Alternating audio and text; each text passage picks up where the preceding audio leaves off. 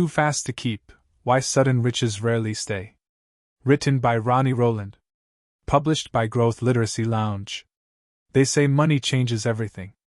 But what if everything changes so fast, you can't hold on to any of it?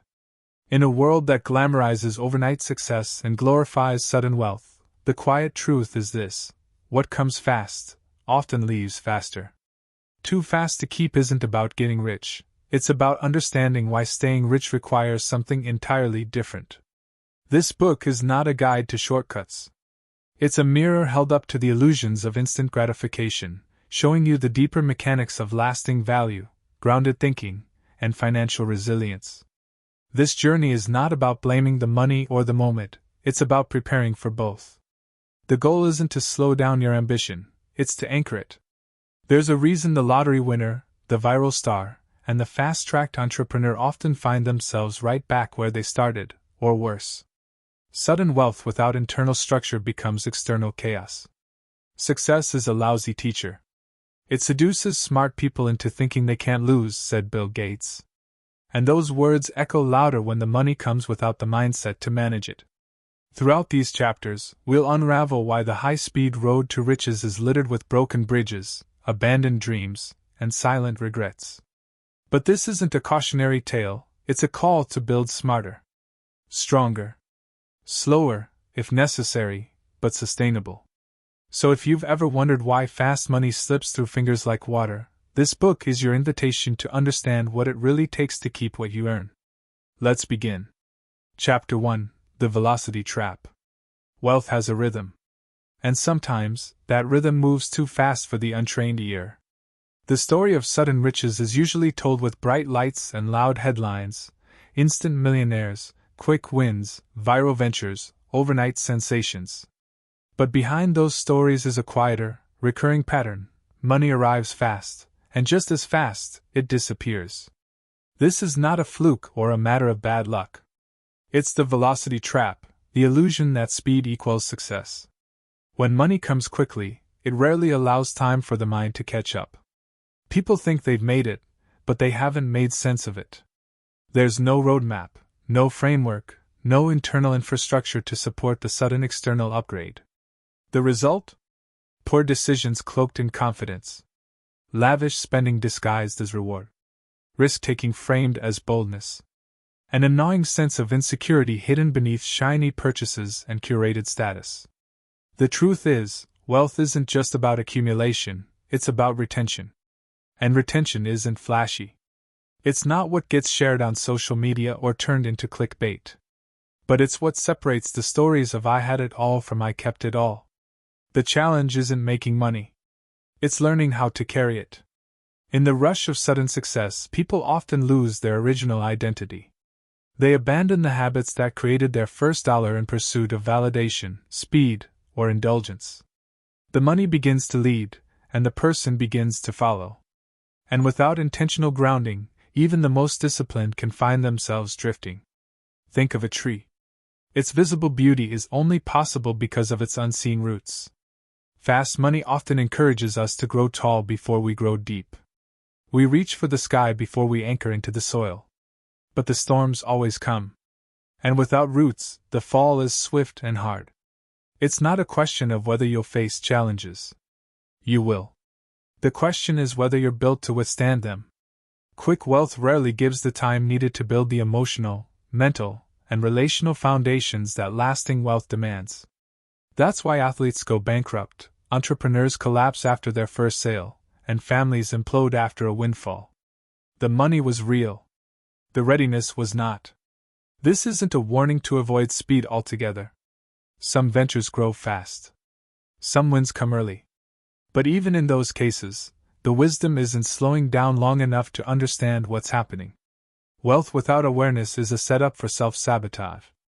The thrill of fast success can be intoxicating, but like any high, it wears off, and the crash can be devastating.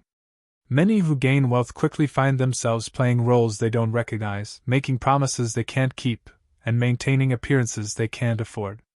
It's not just financial bankruptcy that looms, it's emotional burnout, spiritual emptiness, and personal disconnection.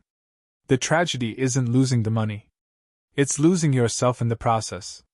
That's why the first step in sustainable wealth isn't in making more, it's in mastering your pace. Can you move at the speed of clarity? Can you pause long enough to build values before valuables? Can you say no to the noise long enough to hear your own voice? Fast isn't bad. But fast without preparation is dangerous. This chapter isn't about fear, it's about awareness. The goal is not to slow your ambition but to strengthen your foundation. Because in the game of money, it's not about how fast you rise. It's about how well you last.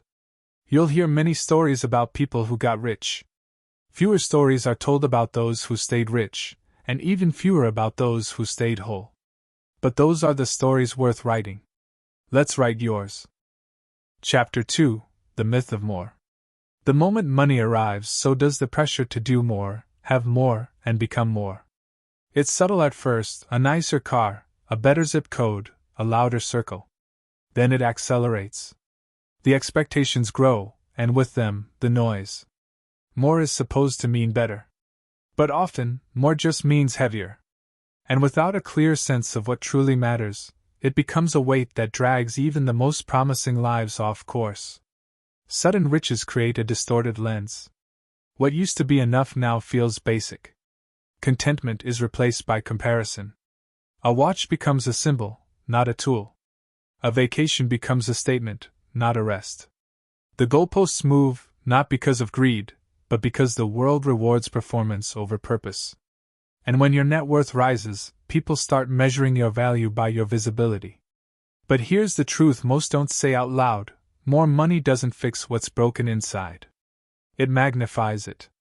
Insecurity doesn't vanish with a higher income, it adapts.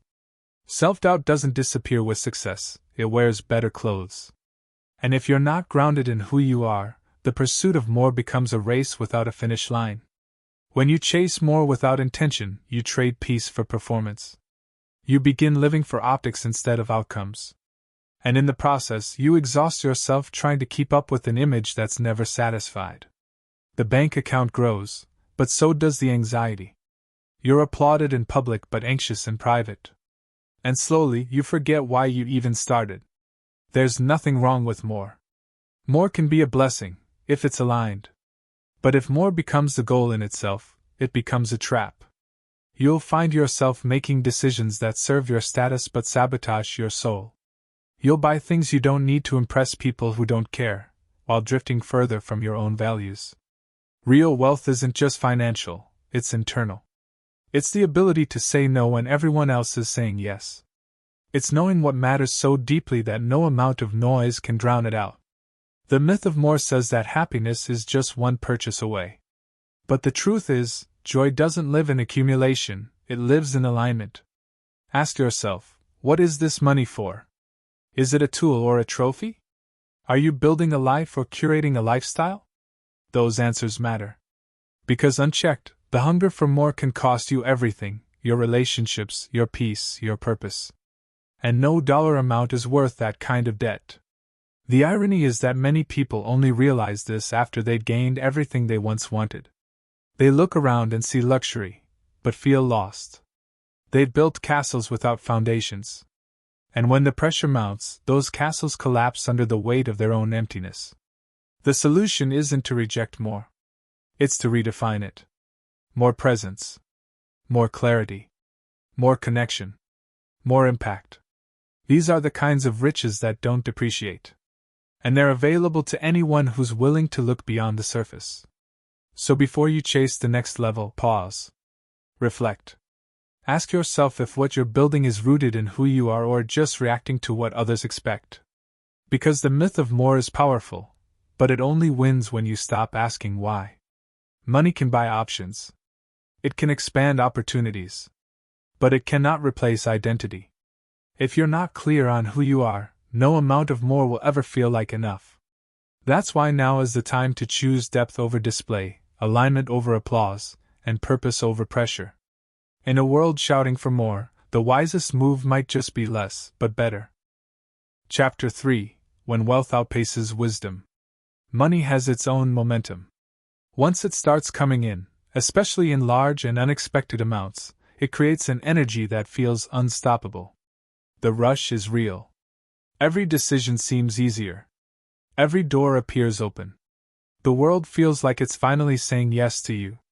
But when wealth begins to grow faster than wisdom, that yes can quickly turn into a trap disguised as freedom. Wisdom isn't about age. It's about awareness. It's about knowing how to handle what you have without being consumed by it. When money arrives before that awareness is in place, the decisions that follow can be reckless, even if they feel exciting. It's easy to confuse access with insight, to believe that because you can afford something, you should have it. But without the discipline to say no, having everything turns into having nothing that actually matters. The danger isn't in the money. It's in what happens when money becomes louder than reason. People start mistaking confidence for competence. They believe they've found the secret when, in truth, they've just stumbled into a moment. And moments, no matter how big, don't last without maturity to hold them. A windfall without wisdom is like giving a powerful engine to someone who's never driven. Speed without control almost always ends in disaster. What wealth really tests is your ability to pause. Can you slow down long enough to ask hard questions? Do you know who you are without the applause? Have you built the emotional and mental muscles to carry what you're trying to hold? Because money will challenge all of it, your values, your relationships, your identity. And it won't do it with threats. It will do it with comfort, with convenience, with opportunity disguised as destiny. Many people learn too late that wisdom can't be bought. It has to be built, usually through discomfort, failure, and the humility of not knowing. But fast money skips the struggle. It short-circuits the learning curve. And while that sounds like a blessing, it often robs people of the very foundation they need to make their wealth last. Suddenly, you're living in a house you don't know how to maintain, surrounded by people you don't know how to trust, playing a role you don't know how to exit. Wisdom is what lets you recognize the difference between luxury and leverage, between temporary power and long-term purpose. It teaches you how to handle success without letting it handle you. Without it, you'll chase highs, the next investment, the next acquisition, the next validation, but none of it will feel like enough. Because it was never about the money. It was about the meaning. To grow in wisdom means asking better questions. Not what can I buy? But what am I building? Not who's watching me? But who am I becoming? And most of all, if all of this disappeared tomorrow, what would still be true about me? Those answers are hard. But they're also the only way to ensure your wealth doesn't become your weakness. Fast money is not the enemy. Unpreparedness is. And the only antidote is intentional growth. Take the time to learn before you earn big. Study not just how to make money but how to think about it. Surround yourself with people who challenge your assumptions, not just those who celebrate your wins. Because wisdom isn't loud, it's steady. And in a world where money moves fast, steadiness might be your greatest asset. Wealth outpacing wisdom isn't rare, it's common. But it doesn't have to be your story. Slow down, think deeper, and give your growth time to catch up to your gain. That's how you keep what others lose. Chapter 4: The Cost of Proving It. When sudden money enters your life, it often brings along an invisible invoice, the cost of proving that you deserve it. Not just to yourself, but to everyone watching. Friends, family, strangers, even the critics you've never met, all become part of an audience you never asked for but feel compelled to impress. The pressure doesn't always come from the outside. Sometimes it's internal. The voice that whispers, "Now they'll see," or "Now you matter," is often louder than we admit. This need to prove is rarely about celebration. It's about validation. It's not just the car, it's showing you can afford the car. It's not just the house, it's the unspoken message that you made it. And the danger here isn't the purchase itself. It's the emotional debt you accumulate trying to look like you're winning all the time. What starts as self-expression can quickly become self-erasure. You begin curating instead of living. Every decision is filtered through the lens of perception. How will this look? Becomes more important than does this serve me? And the weight of that image becomes exhausting. Because it's not just money that's being spent, it's energy, clarity, and authenticity. The most expensive thing you'll ever pay for is the version of yourself that isn't real. Sudden wealth often magnifies old insecurities. If you didn't feel worthy before, money won't fix that, it'll just give you more tools to mask it. The outfits change. The zip code shifts. But the ache remains. And so, the spending continues, not to enjoy life but to outrun that ache. But no matter how fast you go, you can't outspend emptiness. The truth is, you don't owe anyone a performance. The people who truly matter never required you to impress them in the first place. And those who are only drawn to your highlight reel are not the ones who will help you when the lights go dim. Yet still, the chase to be seen, respected, and even continues. Because somewhere along the way, we bought into the lie that success is proven through aesthetics, not alignment. But what happens when the applause fades? What's left when the comments slow down and the likes disappear? If your identity was built on being seen a certain way, the silence can feel suffocating. You might find yourself grasping for the next big moment, the next purchase, the next photo-worthy win, anything to keep the performance going. And in doing so, you lose touch with the quieter parts of yourself. The grounded, honest parts that don't need to be flashy to be valuable. There's freedom in letting go of the need to prove. It doesn't mean you stop striving. It means you start choosing for reasons that matter to you. It means making purchases that reflect your values, not your vanity. It means investing in relationships, not reactions. It means defining success by your own standard, even if no one else claps for it. Money spent trying to prove your worth is money wasted. Not because the item itself isn't valuable, but because the motive behind it steals your peace. And peace is the true measure of wealth, not just the kind that shows up in numbers, but the kind that shows up in your breath, your rest, your ability to live without needing constant validation. The cost of proving it is too high. You end up with things but lose yourself. You gain attention but sacrifice alignment. And eventually, the performance collapses under its own weight. Choose differently. Let your life be shaped by purpose, not pressure. Because when you stop proving, you start living, and that's a kind of wealth no one can measure. Chapter 5: Quiet Money, Loud Life.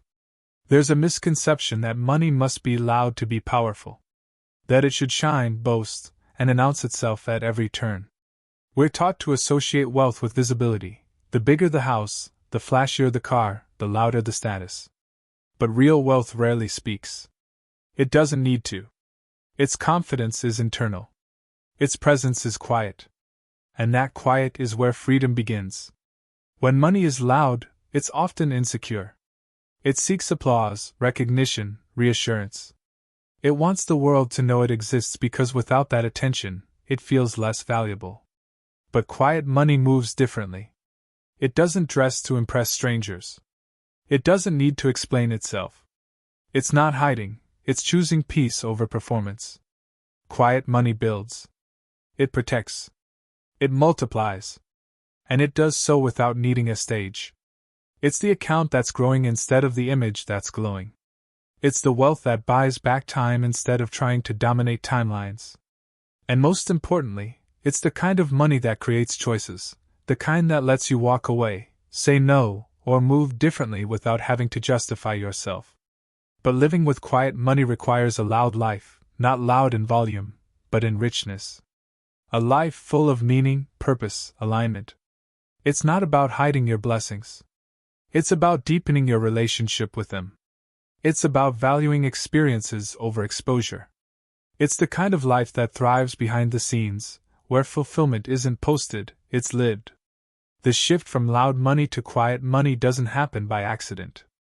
It's a conscious decision to redefine what wealth means to you. It means walking away from the pressure to display and stepping into the power to decide. It means measuring success not by reactions, but by results. And those results often show up in things no one sees: healthy relationships, peaceful nights, intentional choices, freedom from financial stress. There's a freedom that comes when your life no longer depends on being seen a certain way. You stop performing. You stop curating. You stop chasing the next thing to impress people you barely know. Instead, you start focusing on the life you're actually living, the one behind closed doors. And when that life is whole, it doesn't matter what anyone else thinks. That's real power. Quiet money isn't small money. It's smart money. It's strategic. It's sustainable. It's the kind of money that can grow over decades, not just trend for a weekend. And it's the kind of wealth that doesn't get wiped out by one mistake or one market shift, because it was never about spectacle, it was about strength. When you live for loud money, you're constantly at risk of being silenced. One wrong move, and the applause stops. But when you live for quiet money, no one else holds the mic. You set the pace. You define the terms. You choose what matters. And in that choice, you find something far more valuable than approval. You find autonomy. There's nothing wrong with enjoying your success. But there's something deeply right about not needing to broadcast it. Quiet money gives you space to breathe, room to think, and the margin to move without asking permission. It creates a life where abundance isn't measured by attention but by intention. In a world obsessed with being seen, the boldest move might be to thrive quietly. To let your life be the evidence, not the echo. Because true wealth doesn't need to scream. It simply speaks for itself, through peace, through power, and through the kind of life that doesn't need to prove anything at all. Chapter 6: The Illusion of Arrival. There's a moment when the deposit hits, the deal closes, or the windfall finally comes, and you think, I've made it. That feeling is powerful. It's relief. It's validation. It's everything you imagine success would feel like. But there's something dangerous hidden inside that moment, the illusion of arrival. The belief that the climb is over, that you've reached the top, and that the work is done. But wealth, especially sudden wealth, is not a destination. It's a beginning wrapped in the illusion of an ending. Money can trick you into thinking the game has been won. That you've escaped struggle permanently. That from here on out, everything gets easier. And while some things do, bills are paid, options increase, doors open, the real challenges don't disappear.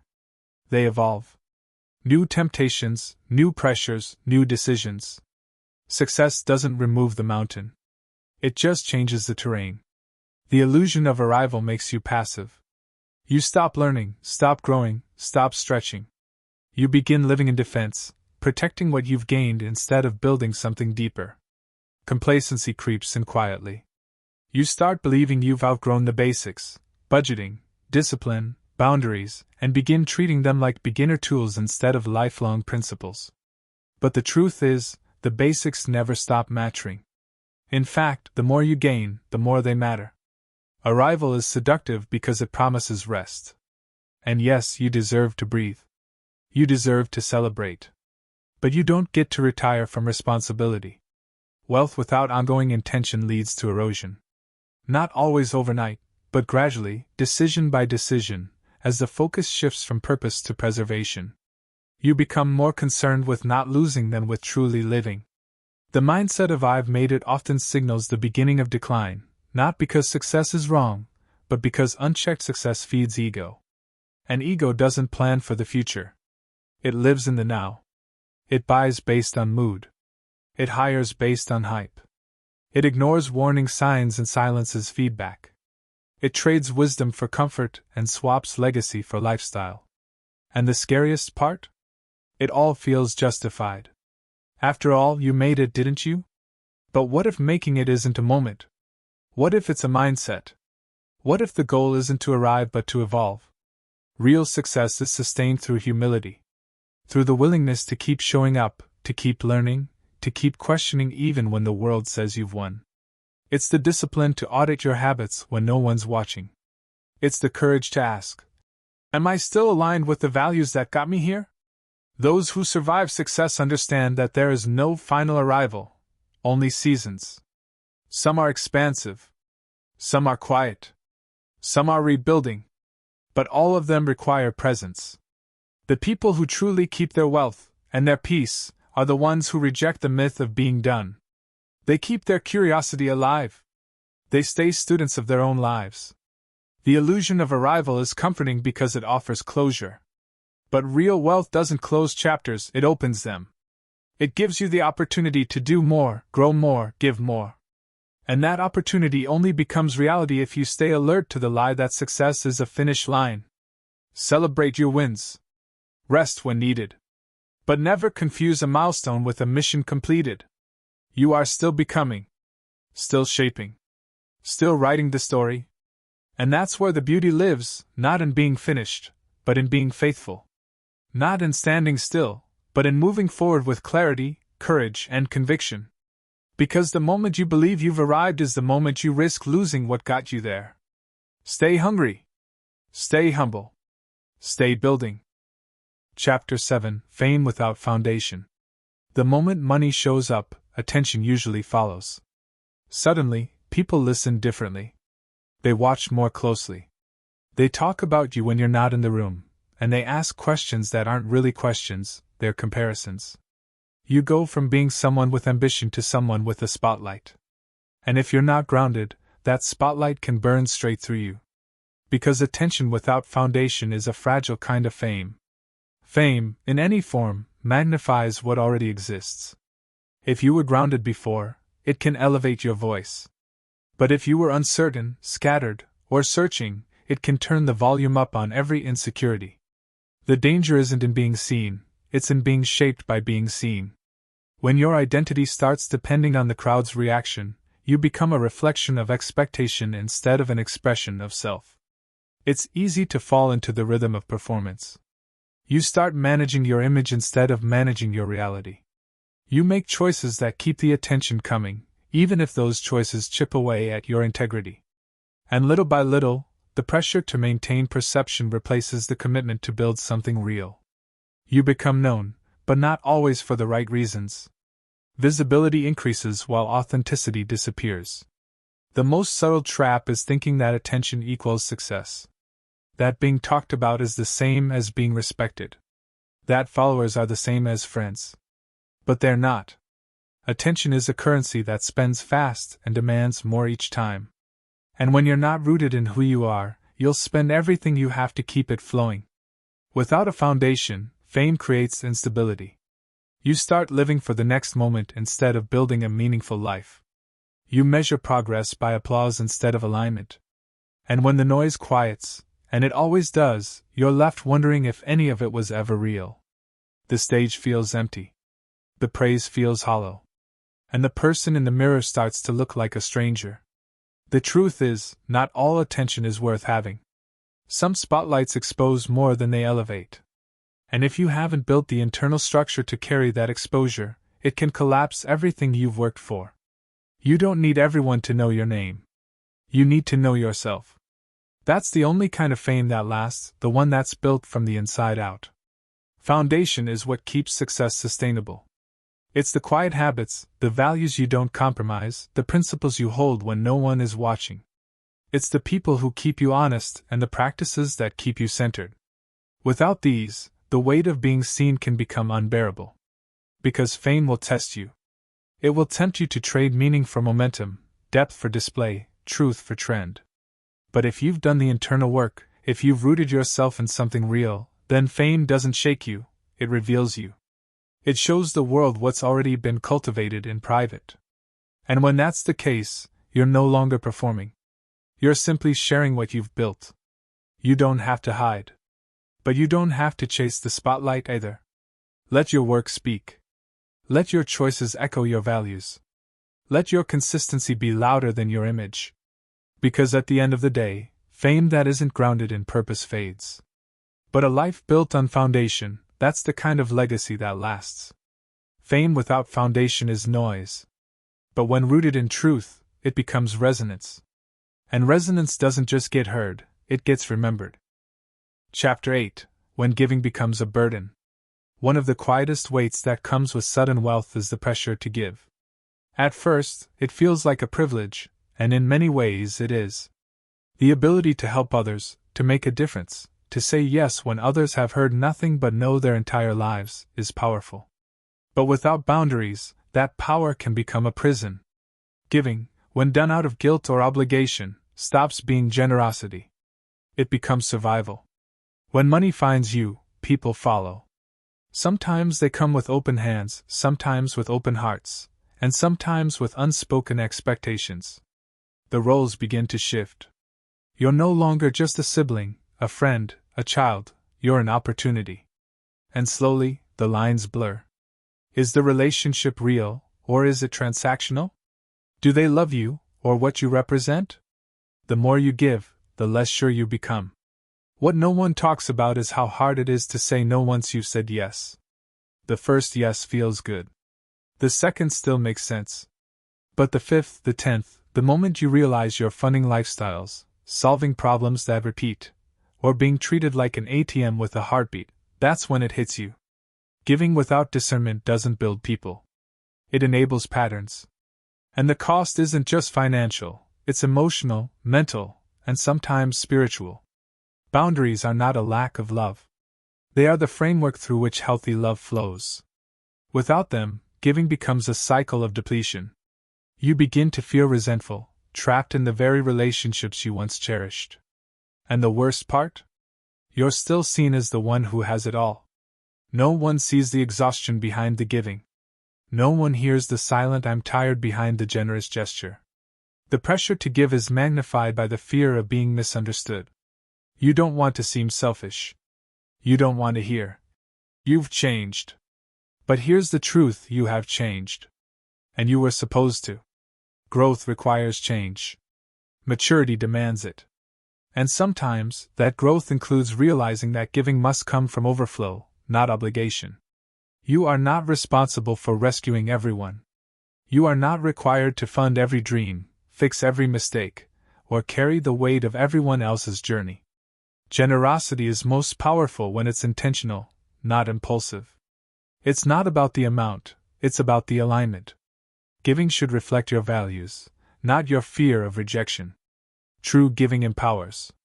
It invites responsibility, not dependence. It doesn't remove struggle but supports the process. And that kind of giving often requires saying no more than yes. It requires conversations that are uncomfortable, honesty that's risky, and the courage to be misunderstood. But the reward is worth it: integrity, peace, and relationships that are built on truth rather than transaction. Sudden wealth can make you feel like you owe everyone something.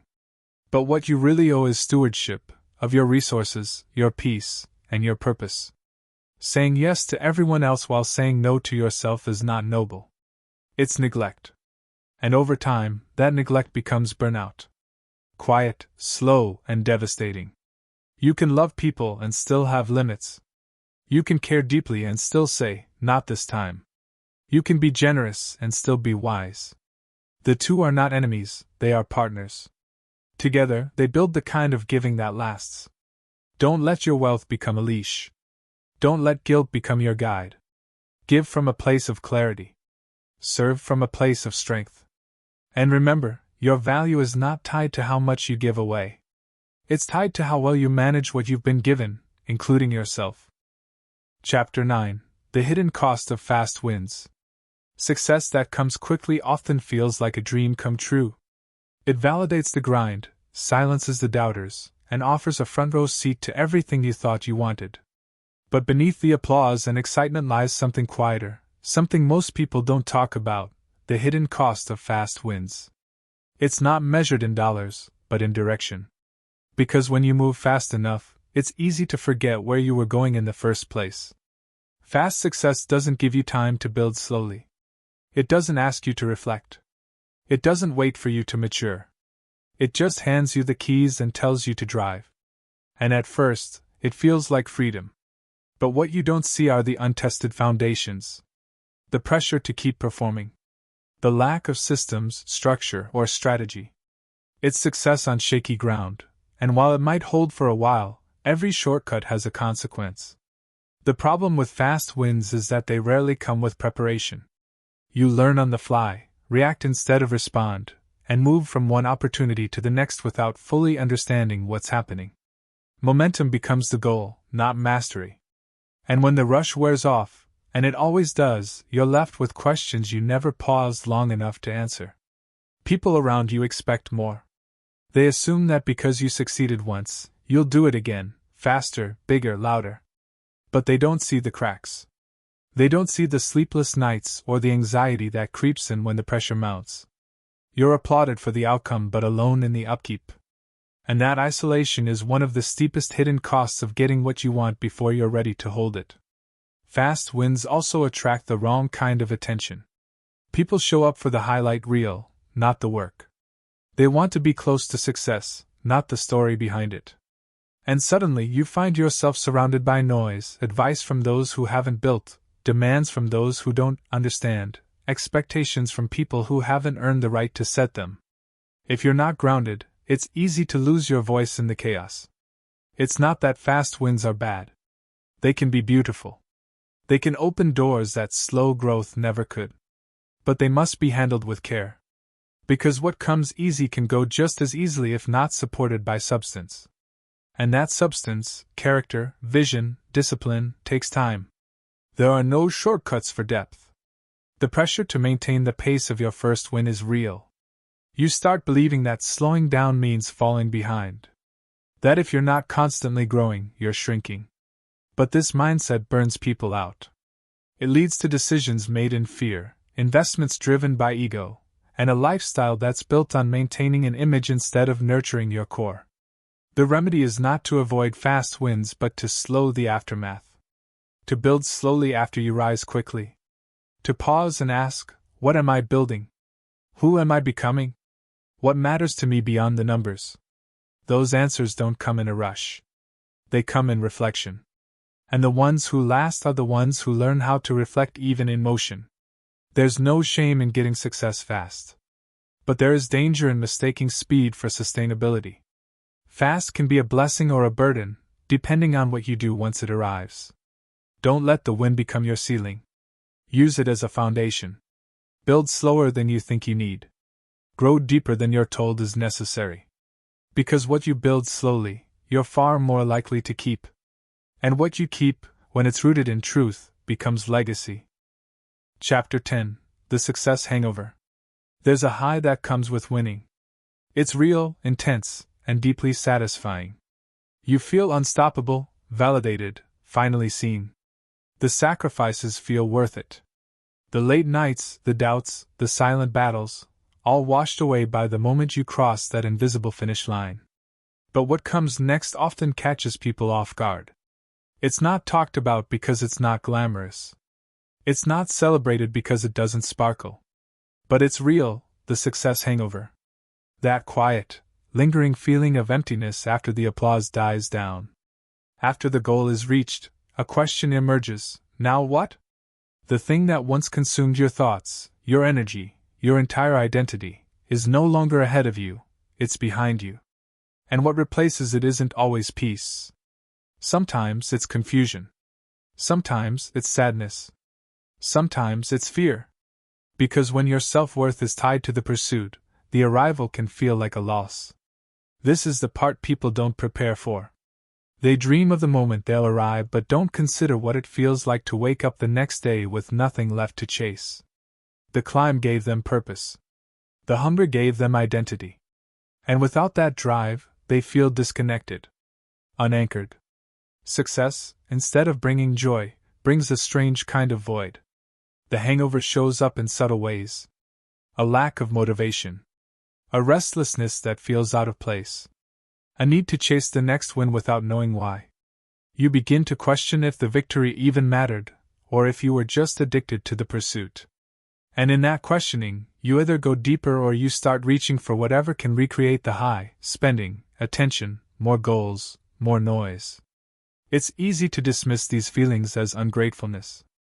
After all, you got what you wanted. But gratitude and grief can coexist. You can be thankful and still feel unsettled. You can celebrate the moment and still mourn the version of you that was built around the climb.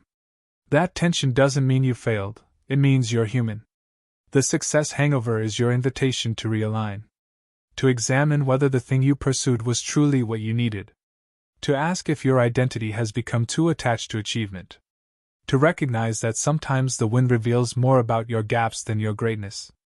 And that's not a weakness, it's an opportunity. This is where depth begins. When you can sit with your success without needing to escape it. When you can hold your accomplishment without letting it hold you hostage. When you can separate who you are from what you've done. True freedom isn't in the win, it's in the ability to live well after the win. Many people ruin what they've built because they never stop to process the transition. They jump into the next thing too fast, afraid of what silence might reveal. But silence is where clarity waits. And in that clarity, you rediscover purpose beyond pressure, fulfillment beyond finish lines. The solution isn't to stop striving. It's to stop believing that the goal is the destination. Real success isn't found in moments, it's found in meaning. And meaning isn't loud. It doesn't always come with trophies or milestones. Sometimes it shows up in small, grounded ways: peace, purpose, presence. When the high fades, don't panic. Don't rush. Don't numb the discomfort with distractions. Sit with it. Learn from it. Let it shape you. Because if you can survive the success hangover, what comes next isn't just another win, it's wisdom. And that wisdom builds the kind of success that doesn't need to be chased. It simply is. And it lasts. Chapter 11: Built to Last. Lasting wealth isn't an accident. It doesn't happen just because you made a lot of money once, or because you stumbled into a good investment, or caught a lucky break. Those moments help, but they're not enough. What lasts is what's built. Intentionally. Carefully. Quietly. Over time. And what's built to last isn't just about numbers, it's about mindset. About principles that outlive trends and discipline that outpaces distractions. The truth is, most people don't build with the future in mind. They build for the now. They build for the feeling, for the image, for the applause. But anything built for the moment rarely survives the season. It looks strong but isn't. It looks impressive but cracks under pressure. You don't find out what something is made of until it's tested. And tests always come, in money, in life, in success. Being built to last means preparing for what hasn't happened yet. It means thinking beyond the next check, beyond the next big play. It means resisting the urge to spend everything just because you can, to prove something just because you're insecure, or to chase everything just because it's shiny. Longevity doesn't come from what you earn. It comes from what you keep, what you protect, and what you prioritize. Foundations matter more than finishes. When you invest in knowledge, you're building. When you practice restraint, you're building. When you say no to things that don't serve your vision, you're building. These are not glamorous moves, but they're lasting ones. They're the bricks no one sees, the late nights of planning, the hard conversations about boundaries and values. They're the internal work that ensures the external won't collapse. Being built to last also means not needing constant reinvention to stay relevant. It means your life doesn't have to be dramatic to be meaningful. It means your money doesn't need to scream to be strong. It means having a strategy that holds, a plan that adapts, and a sense of self that doesn't shift every time the market does. That's what real wealth feels like: calm, not chaotic. There will always be temptations to chase the next big thing. There will always be people who make loud moves and get quick attention. But your goal isn't to move fast, it's to move wisely. Your goal isn't to impress today, it's to endure tomorrow. Trends fade. Hype dies. But structure remains. Systems sustain. Wisdom multiplies. Being built to last doesn't mean you'll never fail. It doesn't mean the path is perfect, or that you'll always make the right call. But it means that when life shakes, you don't break. You may bend, you may pivot, but you don't fall apart. Because you've laid the foundation. You've chosen intention over impulse. You've prepared for the long road while others were sprinting through shortcuts. The question isn't whether you can make money. The question is whether you can keep your soul while you do. Whether you can stay grounded, humble, aligned. Whether your wealth enhances your life or erodes it. Whether the people around you are growing with you or just watching you. Whether you're living for legacy or lifestyle. These are the metrics that matter. This isn't about playing small. It's about playing smart. About choosing the slow, steady, unshakable path when everyone else is chasing flashes. Let them burn bright. You burn steady. Let them be seen. You be solid. Because when the dust settles, and it always does, the ones still standing aren't the ones who move the fastest, they're the ones who were built to last. Take care and be well.